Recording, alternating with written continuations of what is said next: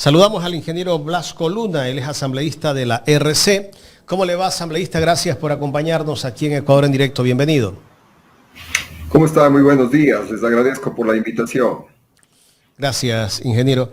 Bueno, ya hemos visto, justamente analizábamos que en la asamblea de 15 comisiones, el oficialismo tiene 13 comisiones.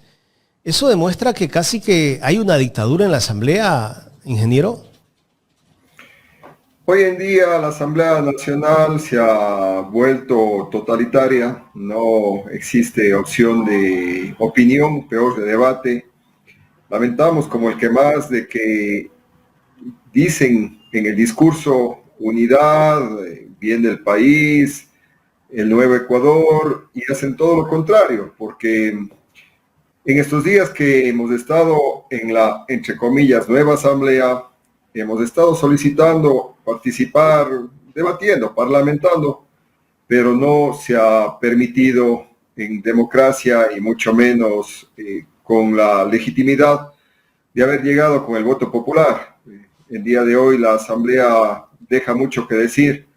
13 de las 15 comisiones, como usted bien señala, en las que prácticamente ha puesto inclusive en algunas comisiones a ciudadanos que desconocen totalmente del procedimiento parlamentario o han querido de una u otra manera llevar las comisiones como que fuera una reunión de amigos, y esas cosas no pueden pasar en la primera función del Estado.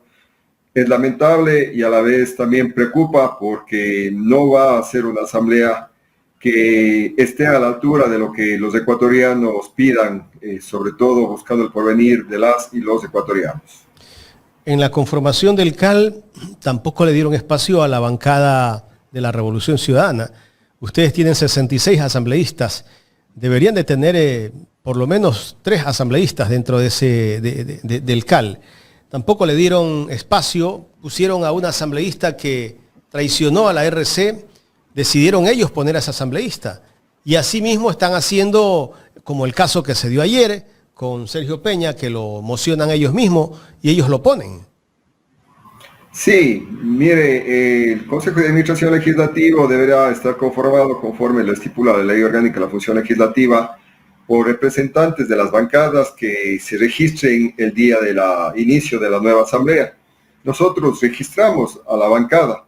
Es más, registramos también a los aliados como parte de una bancada de la gente, pero ni siquiera la calificaron y tampoco dieron paso a que como bancada debidamente constituida de la Revolución Ciudadana se permita el mocionar y el ubicar a un delegado de la bancada de la Revolución Ciudadana. La argucia que utilizaron es ubicar a una persona que inclusive renunció a la Revolución Ciudadana en el mes de abril y que ya no se decía ser parte de la Revolución Ciudadana. Entonces, ¿cómo entender que colocan a Mónica Salazar en representación de la Revolución Ciudadana si ella misma presentó por escrito su renuncia? Esto es una leguleyada más, una muestra de que el poder lo utilizan para conveniencia de estos grupos y dejan de lado la democracia porque no les interesa. El autoritarismo es lo que el día de hoy prima en la Asamblea Nacional y eso hace mucho daño. Nos damos el brazo a torcer, por supuesto, porque hay mucha tela que cortar y vamos a seguir buscando y sobre todo proponiendo alternativas para que se pueda hacer un verdadero espacio de debate propositivo y de fiscalización. Y lo que usted señala también el día de ayer, oh sorpresa, en la conformación de la Comisión de Ética, dan mocionando.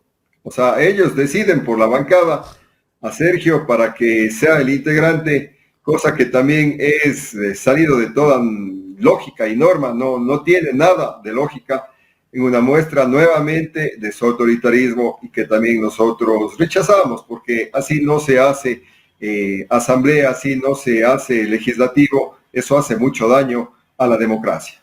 ¿Y Sergio quedó electo parte del Comité de Ética? Se fue mocionado y fue designado. Nuestro planteamiento ha sido a nivel del bloque de que Sergio deberá señalar de que él no va a hacer uso de ese espacio porque no ha seguido el canal adecuado para la designación.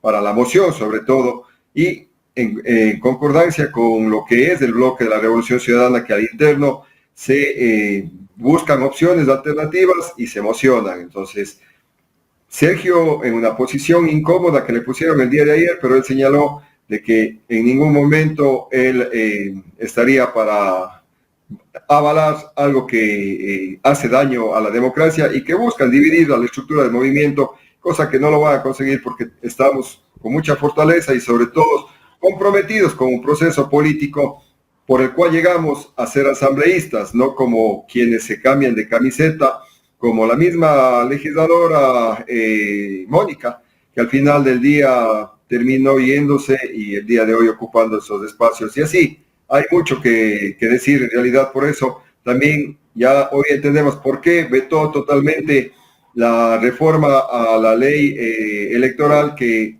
condenaba y sancionaba el transfugismo político. Era efectivamente por esto, porque si es que esa ley estaría el día de hoy aplicada, el día de hoy ellos ya no serían asambleístas. Me refiero principalmente a Mónica y también a los legisladores de PK, que en un comunicado sus bases o estructuras han dicho que están en total desacuerdo con su proceder y su manera de actuar. Entonces, eso también es bueno que la ciudadanía sepa. Hay que condenar el transfugismo político, porque no puede ser posible que uno llega con la tesis y por prebendas, por acomodos, por migajas, se terminan vendiendo a el gobierno de turno en detrimento de la propuesta con la que se llegó uno a ocupar Sacurul como asambleísta.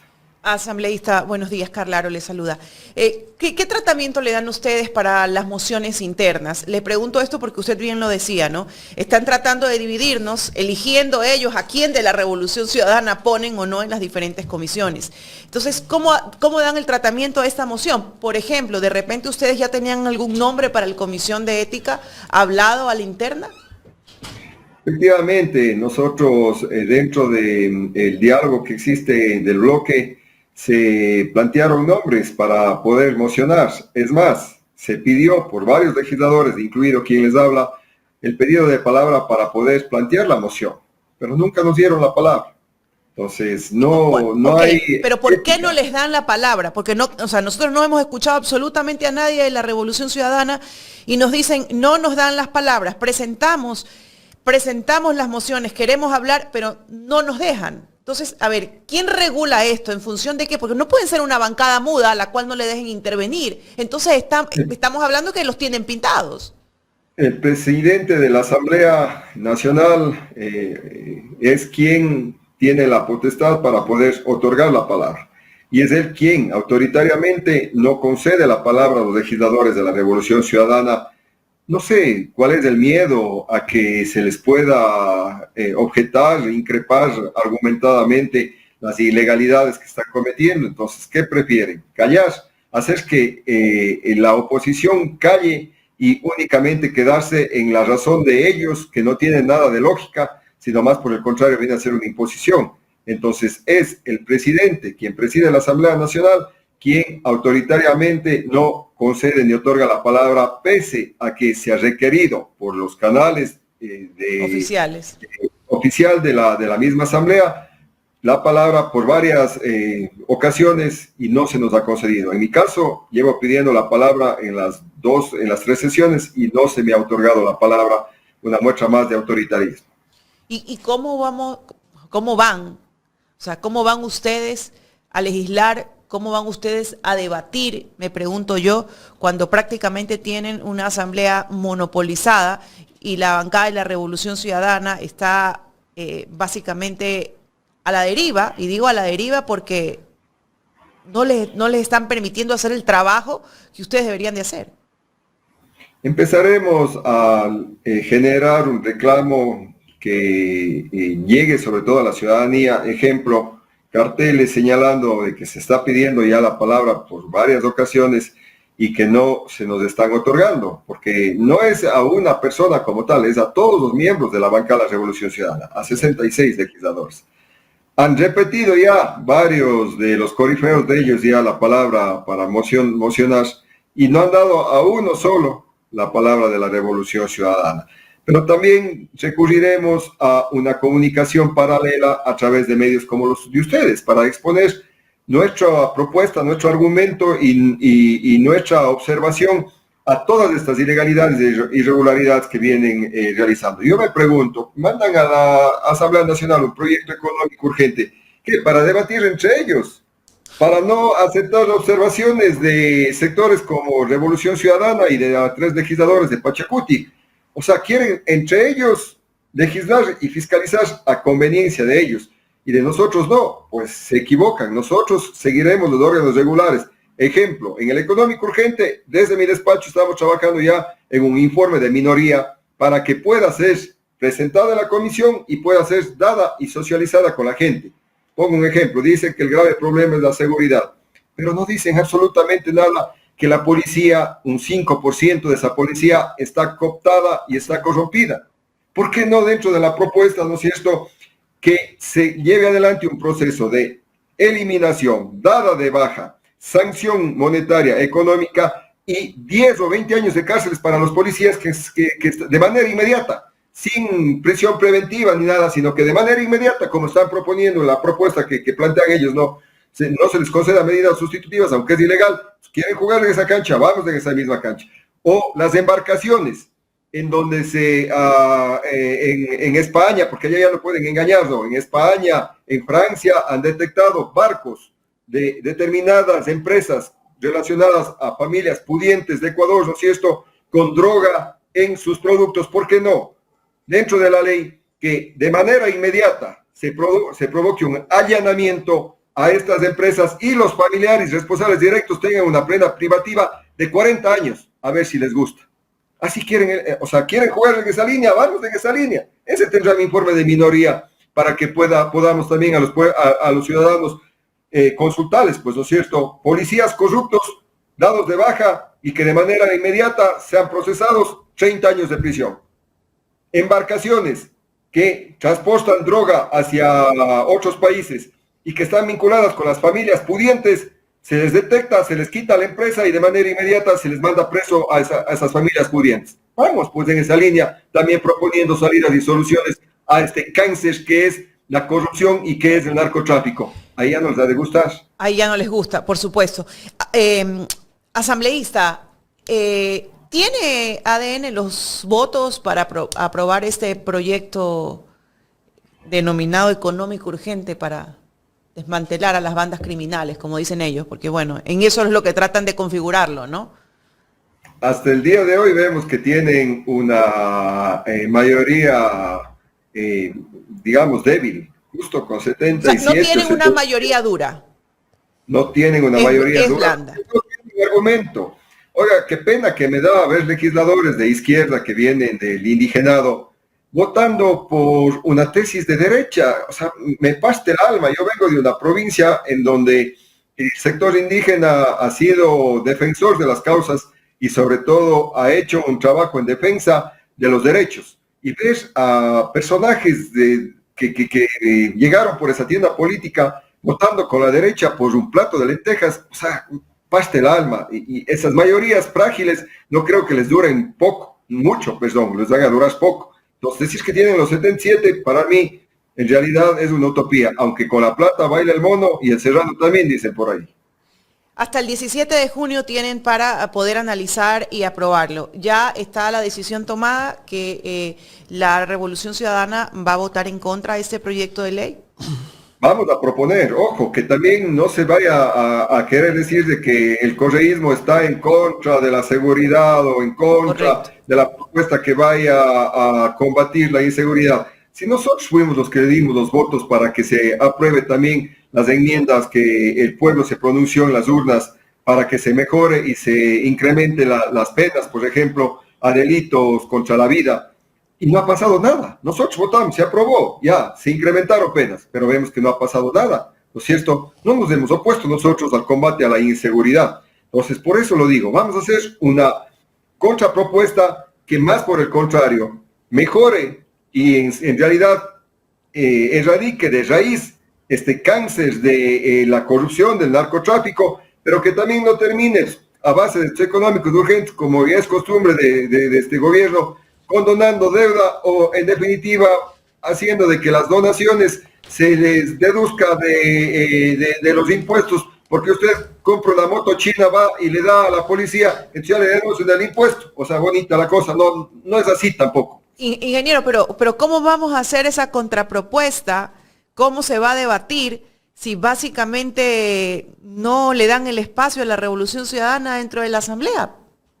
Llevaremos el debate a las calles, haremos asambleas ciudadanas para darles a conocer a la ciudadanía la contrapropuesta, para enseñarles a legislar y a fiscalizar. Eso es lo que yo planteo y les he planteado a la bancada y estamos trabajando en eso. Una contrapropuesta ciudadana. Si no nos dejan hablar en el pleno, nos tomaremos de una plaza y ahí empezaremos a hablar con la gente y a proponerles. Sí, porque no nos van a callar, pues. O sea, nosotros vamos a seguir legislando y proponiendo. Si adentro los que están el día de hoy llevando adelante la asamblea no quieren que hable el pueblo, los plebeyos, pues iremos a las calles, pues. Que se hablen entre notables, como ya es costumbre de ellos, que entre notables, entre comillas, ellos nomás debatan si no nos dan la palabra. Nosotros iremos a debatir afuera con el pueblo porque no nos van a callar. Nosotros no vamos a dejar de seguir haciendo nuestro trabajo legislativo y de fiscalización para el bien de las y los ecuatorianos y también desenmascarando toda acción que busca, más que servir a los ecuatorianos, beneficio para unos pocos. Ahí nosotros estaremos para levantar nuestra voz. Jaime. Asambleísta, ¿qué pasa si la ley no se aprueba? Igual el gobierno la puede enviar por el Ministerio de la Ley, como ya hizo por ser un proyecto de ley económico urgente. Por supuesto, son de las acciones o medidas que tomarán, ¿no? Pero buscarán culpables, muy probablemente. Por eso es fundamental el informe de minoría. Deberá ser debatido ese informe de minoría también en la Asamblea Nacional a través de nuestros asambleístas comisionados a la comisión que trata este proyecto económico urgente. Presentaremos esa alternativa que será mucho más efectiva y eficaz que la que están presentando ellos y sobre todo no será una económico urgente más que no provoque absolutamente nada y que solo beneficia para disminuir impuestos a los que ya no pagan por años. Entonces, esa es nuestra acción que la llevaremos adelante para que no quede en la ciudadanía de que no ha habido otra alternativa o otra opción. Oposición inteligente, propositiva, pero también desnudando y desenmascarando a estas acciones que no conducen a nada bueno para las y los ecuatorianos. Esa es la forma en la que nosotros llevaremos adelante, pero ellos tienen el poder, a lo mejor quién sabe, y nos imponen, eso ya si con la Constitución se ha limpiado, no se diga con un económico urgente. ¿Qué tanto tiene de económico esta ley? Casi nada, absolutamente nada. 2 artículos. Uno que le señalo relacionado a que eso, o sea, yo logro comprender que nos creen a los ecuatorianos de más ingenuos, relacionado a que las empresas que realicen donaciones a la policía y al ejército se les descontará del impuesto a la renta. Por Dios, que es caridad ahora, económicos urgentes. El que quiere donar, lo dona sin esperar que se le deduzca los tributos, pues, porque lo que más hace falta a este país son recursos y de dónde provienen en gran medida, de la tributación, del pago del impuesto a la renta. Entonces, por Dios santo, o sea, ¿a dónde llega esta propuesta? Y no tiene unidad de materia, ojo, porque una de las normas principales para que pase el proceso del económico urgente del Consejo de Administración Legislativa a la comisión es que en el Consejo de Administración Legislativa se compruebe de que tiene unidad de materia, una sola materia, que es la económica. Esta tiene seguridad, esta económica no tiene absolutamente nada. O sea, es una ley más de seguridad que económica. Exacto, que se enfoca en reforma al COIP. Hay temas que se deben debatir relacionados a que, por ejemplo, pueden ingresar a su casa, allanarle, llevarle preso y a los 8 días después de que ya mediáticamente le acabaron de decir, no ha tenido ninguna culpa, regrese nomás a su casa. O sea, artículos como esos están dentro de esta propuesta de ley, sobre pretexto de la inseguridad que vive el día de hoy el país. En eso se socapan, cuando lo de fondo es que no se hace inversión pública, cuando lo de fondo es que se ha desarmado totalmente al sistema de policía porque no se ha invertido el presupuesto. En fin, hay mucha tela que cortar, pero atendiendo su pregunta, de económica prácticamente nada. Es más un ámbito, creo yo, populista para querer nuevamente tener a los ecuatorianos discutiendo de quién está a favor o quién está contra de la inseguridad. La vicepresidenta, la segunda vicepresidenta de la Asamblea el día de ayer, la escuché que dijo, no estamos con un entreguismo total al gobierno. ¿Qué nos quiere decir con eso la señora Carmen Tiupul?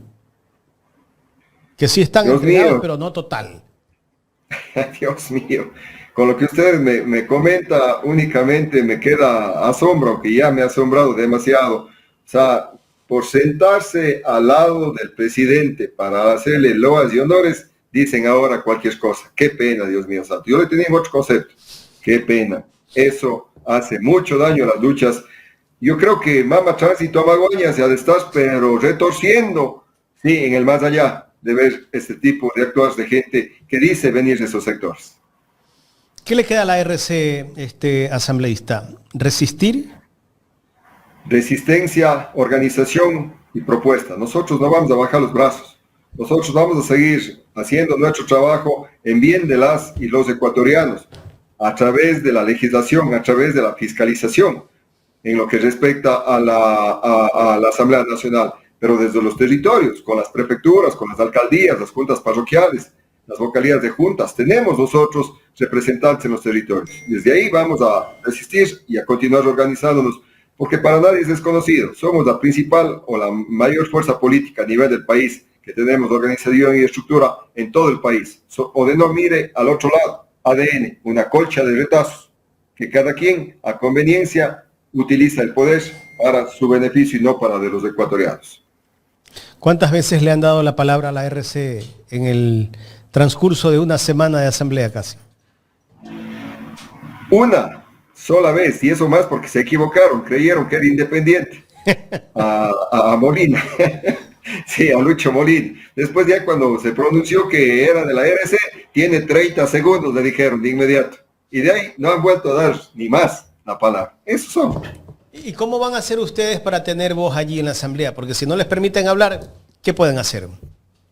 Lo decía, llevaremos el Parlamento a las plazas y a las calles, a debatir con la gente la propuesta para que la gente también se empodere y exija a quien dirige la asamblea ser escuchados, porque nosotros no es que exponemos lo que a bien tenemos en gana como persona, exponemos la propuesta del pueblo ecuatoriano, de esos 18 millones, ya, no los 18 millones, de 9 millones de ecuatorianos, o 8 millones de ecuatorianos que representa ese 44%, 44%, sí, que nos dieron el voto y que esperan un mejor día para sus hogares. Llevaremos el debate a las plazas, porque de eso no nos pueden impedir. Yo personalmente les he propuesto al bloque de que debemos generar acciones desde las plazas, de legislar y fiscalizar de la mano con el pueblo y exigirle al autoritario, quien está al día de hoy en la Asamblea Nacional, que empiece a debatir y a dar la palabra a sus opositores,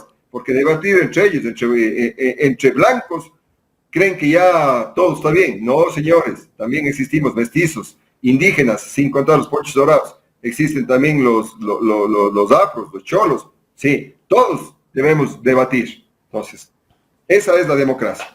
¿Qué le parece el anuncio del presidente de la Asamblea el día de ayer que dijo que van a sesionar los días lunes, los días miércoles? No recuerdo el otro día que dijo, o esos 2 días. Lunes, martes y miércoles. Yo creo que los más asombrados deben ser los de ADN, porque ni pasan en la Asamblea. Entonces, ellos deben preocuparse. Yo le hablo en mi caso, hago mi función de lunes a lunes, porque inclusive sábados y domingos nos toca estar en los territorios. Entonces, a quienes sí hacemos nuestro trabajo, que nos encomendó el pueblo, no nos causa ningún problema, ningún asombro. Es un mensaje populista, pero yo creo que algunos de los de ellos ya están asustados porque eran acostumbrados, yo era de la Comisión de Desarrollo Económico, eran acostumbrados a llegar martes y a irse martes de la tarde. Ya no paraban en la asamblea. ¿Quiénes de los que están en esta asamblea eran los que no iban? O sea, yo no quiero adentrarme porque ahora tienen hasta el código de ética y por decir estos temas me requieren sancionar, pues son capaces de todo.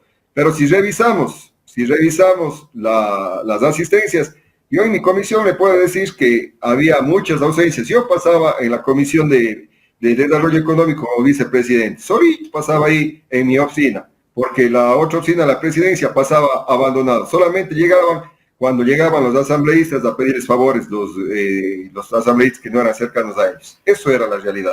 Y eso era un día a la semana. Entonces, ellos que se preocupen, nosotros vamos a seguir trabajando, porque para eso nos eligió el pueblo ecuatoriano. Asambleísta, quiero agradecerle por el tiempo que nos ha brindado para conversar en esta mañana. A ustedes también por el espacio. Gracias, buenos días. Gracias. Gracias al ingeniero Blasco Luna, asambleísta de la Revolución Ciudadana, hablando con nosotros sobre el tema. Es impresionante, ¿no? Nos estamos quedando sorprendidos de ver cómo realmente están cortando todo tipo de libertad de expresión y también el derecho a trabajar de la forma que se debe dentro de la asamblea, porque ese es el trabajo pues de un legislador. No te permiten la palabra. Eso. Si no te permiten la palabra, si presentas por medio de secretaría la documentación respectiva para que sea revisada, para que se den las mociones y no te dan el espacio, no te están permitiendo elaborar, porque ese es el trabajo de ellos. No te están permitiendo elaborar. Tienen que hacer como Fran Vargas, algún momento cuando fue asambleísta o diputado hace muchísimos años. Fran Vargas se paró encima de la mesa de su curul, ¿no? Y desde ahí pidió la palabra. ¿Usted se recuerda? Usted creo que estaba muy chiquita. Ese episodio lo voy a buscar, debe de estar registrado, sí, ¿no? está Sería registrado. bueno, lo voy a buscar. Fran Vargas no le daban la recuerdo. palabra, pedía la palabra eso. y no se la daban, pues, ¿no? Cogió y se paró encima de la mesa de su curul como Fran Vargas, no es tan alto, pero sí tiene una contestación. Tiene una estatura media. Unos 70 creo que debe medir Fran Vargas. Unos 70. A propósito, Fran Vargas, vi la semana pasada una entrevista que le hacen en YouTube. Parece que está súper lúcido, tiene 90 años, pero una persona todavía con una lucidez bueno. total, Carla. Y justo ahora que estábamos hablando de este tema que no les permiten la palabra a los asambleístas de la RC, ahí me recordé de Fran Vargas, ¿no? Él se levantó y se trepó a la mesa.